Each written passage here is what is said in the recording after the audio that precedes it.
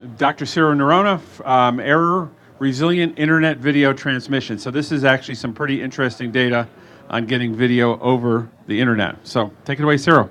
All right. Error resilient internet video transmission. This was done in collaboration with University of California, Davis, which is just a fancy way of saying that I got my daughter to do the stats work. All right. There's a number of protocols that are in use today to transport video over IP, and since the I on IP stands for internet, you could potentially use the internet for transmission of video, right?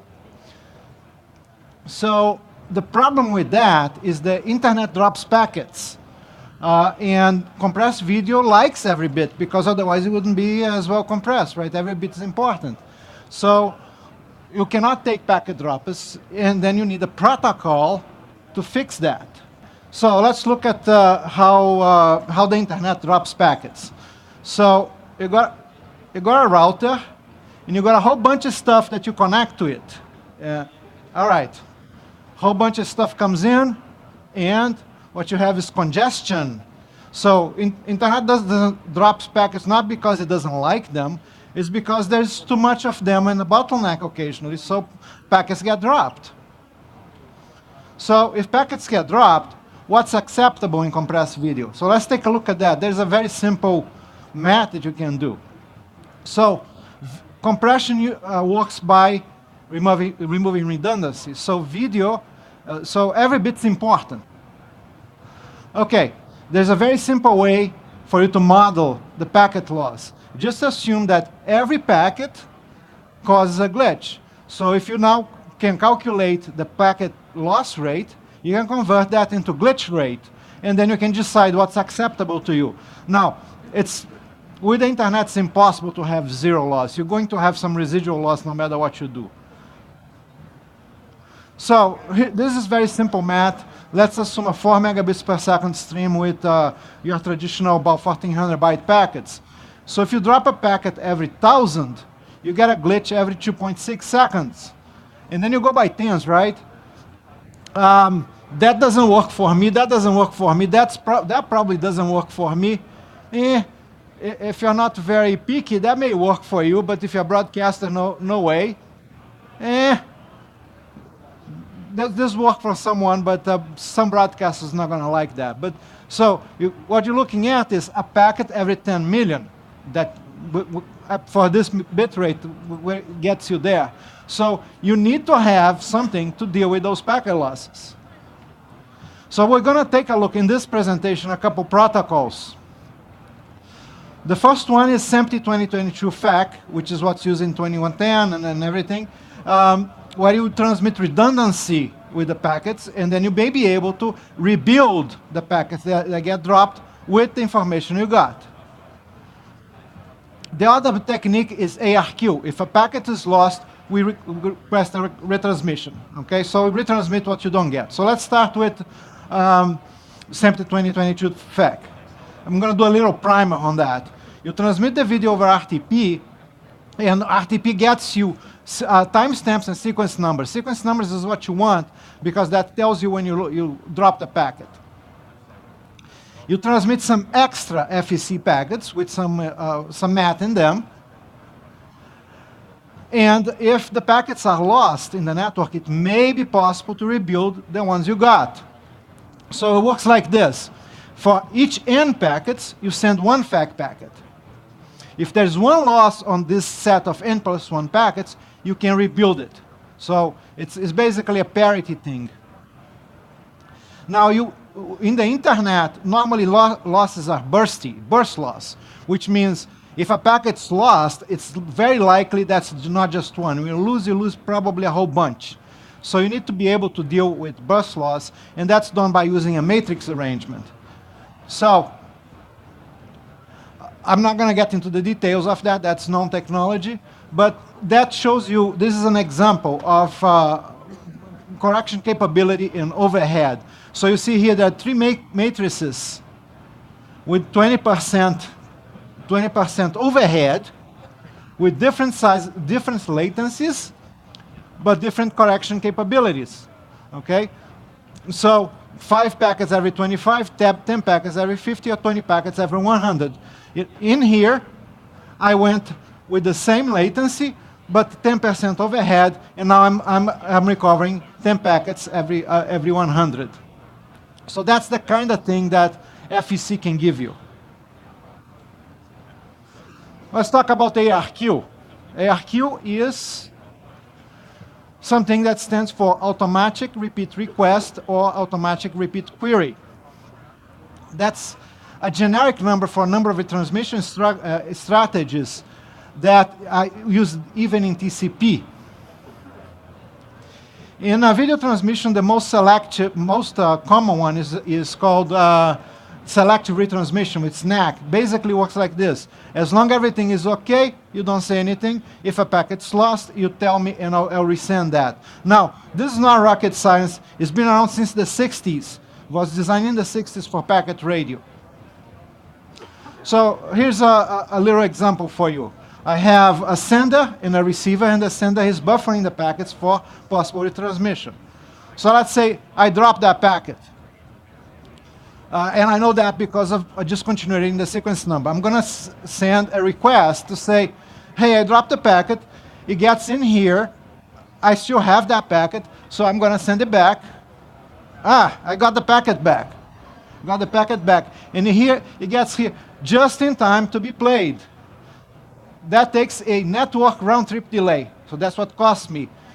If I had more time, I could retry the packet multiple times. But since I don't have another monitor over here, I'm going to stay with one.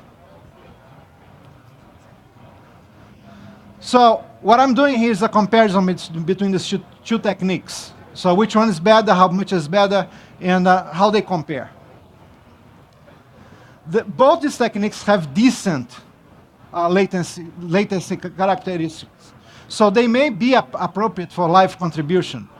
If you can accept lots and lots of latency, there's other protocols. I mean, you all have Netflix and similar. You watch TV in your living room over the internet is usually good, but that takes tens of seconds of latency. So how are we going to compare these protocols? We're going to do statistical models, testing in a simulated network, and I have some actual measurement data from the internet.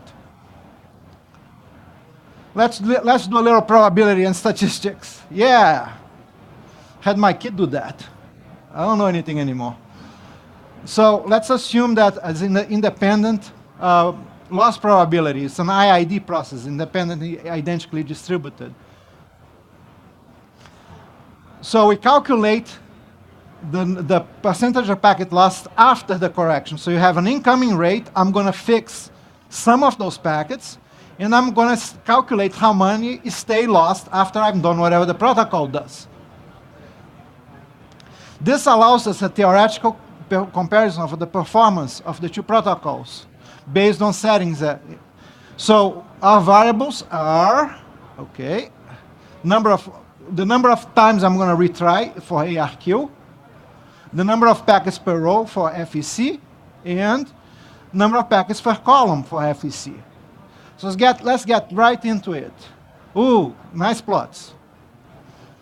So this is coming in on the x-axis is the packet the natural network packet drop, and here is the residual loss after I run the protocol. In other words, what escapes the protocol. And these yellow lines here are FEC. So the higher this is, the worse it is. There's a lot of loss that stays. And you see, you think that 0.01 is very small, but I just showed you that that is really bad for video, really bad. So you want to be way over here, way over here. So this is FEC with just column, and this is ARQ, and this is ARQ with 1, 2, and 4. So it's a lot better. Now in FEC you can do row and column, so that's how it looks like with row and column. And there's a whole bunch of equations behind this. If you want to actually see the equations, you can download a paper that includes this from the Cobalt website and the white papers. So and when you do row and column FAC, it gets a little better, but it's still a lot less. So It's better than single retransmission FAC ARQ for some losses, but as the loss goes up, it's not as good. But you're going from 1 to 2 to 4 retransmissions, you should do a lot better than FEC. A lot better. What about overhead? Everybody asked me about overhead. What about overhead? How much is that costing you? Remember that with FEC, you send extra packets. You send them whether you need them or not. So it's a straight line, very easy to calculate. It's way up here. With FEC, with ARQ, it's only you only send what you need. So if the loss is 0, you send 0 overhead. As the packet loss increases, then of course you have to send those packets back. The straight line, this line here is for one retry, and there is a straight line. You have 1% loss, you send 1% of packets back. If they don't make it, some of them don't make it. If you can retry, then the lines go up. Because at the high losses, the high packet losses, the probability that the packet and its retransmission get lost increases, so you start having to have more than one retransmission. All right? So that's showing you that both from correction capability and overhead, the ARQ technique is a lot better. So this is all math so far, right? It's all math. So let's see how does it work in the lab first, and then in real life. So I got a network simulator. Actually, the proper name is network emulator, because I'm not simulating. I'm sending actual traffic over it, and I am dropping packets. It's a custom build application. If you like it, I'll give it to you. It's a Windows app. Just contact me. My email is going to be at the end. So it can do random drops, random bus drop sizes. So how did I test this? I put end-to-end real-time video with an encoder and a decoder. I select some maximum burst loss. And I increase that until video is not watchable. Now, not watchable is subjective. So who's looking at that? It's me. All right? So me is saying it's not watchable. But since it's me looking at every single video, probably is the same, right? So you can't, the relative weights are going to be okay. Maybe not the absolute numbers. And this is what I found. FEC is over here. It's below 5%. Below 5% loss, and stays like that. It breaks. It's zone only for very small packet losses. With ARQ, I can bring it way up. I mean, you see it here. It's working up to almost 50% loss. And you know what the protocol is for 50% loss? Is the phone. You call your provider and say, fix it. All right? So you don't want to be working over there. All right. Does it work with the actual internet? So let me try it, right? The company I work for, let me try it. I'm going to eat up some of our internet bandwidth. You guys stop playing, watching Facebook for a little bit. So we have an office here in the Bay Area, in Santa Clara. And our headquarters is in Illinois, in Champaign, Illinois. And there's some information here about what the link looks like. And I decided to take 3 megabits per second off of that link and see what I get with an actual encoder and decoder. Now, nobody was watching, but I can still get stats. Here's my FAC data. So I went for a 20 by 5 matrix, which is the biggest you can get, and I run for 65 hours. That was done in 2017. The actual network packet loss was 0.1%. So 0.1%, 0.01% is not bad. Okay, it's not bad, but for video it is bad. In fact, brought it to this, okay, with a 25% overhead. So what does it mean to me? What does it mean to the video? It means that before correction, you're getting a glitch at every minute and change. Is that acceptable? No. After correction effect, the glitch went to about 7 minutes. Is that acceptable? No. So even though I was doing the job, I was correcting some, it's really, if you're a broadcaster, you're going to look at this and laugh. That's not a solution. So, and this is actual screenshot from the equipment, what we got, what we didn't got. So for RTP, for ARQ, I run it for 169 hours. Basically, this is an hour more than a week. It's running a whole week. My incoming loss was 0.02%. If you actually looked at those dates, it was Memorial Day weekend. Nobody was in the office. It still looked bad. So I went from this loss, native in the network, to this. I went from 46 seconds between glitches to 4 hours between glitches. That's getting there. And this is just for 4 retries on the ARQ. I could do better with more if I wanted. And this is a Comcast link with no guarantees. It's just whatever you get from Comcast that it went from here to here. So it's pretty good. It's pretty good. I got 99.7% of the lost packets back. So how do they compare? This is the same numbers again, and I pointed out to you.